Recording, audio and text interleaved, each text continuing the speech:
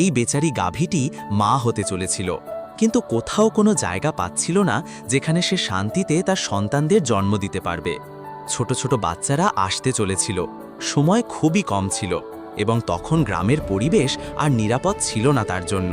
বাধ্য হয়ে গাভীটি তার গ্রাম ছেড়ে দিয়ে রওনা দেয় জঙ্গলের দিকে, এমন একটি জায়গায় যেখানে কোনো মানুষ থাকে না, শুধু থাকে ভয়ঙ্কর বন্য জন্তুরা। গাভী এক উঁচু পাহাড়ের ওপর গিয়ে তার বাচ্চাদের জন্ম দেবার জন্য একটি ছোট ঘর বানায়। তারপর সেই ঘরেই ছোট ছোট বাচ্চাগুলোকে জন্ম দেয়। বাচ্চারা কাঁদতে থাকে এবং ক্ষুধায় ছটপট করতে থাকে। মা মা ডাকতে শুরু করে, কিন্তু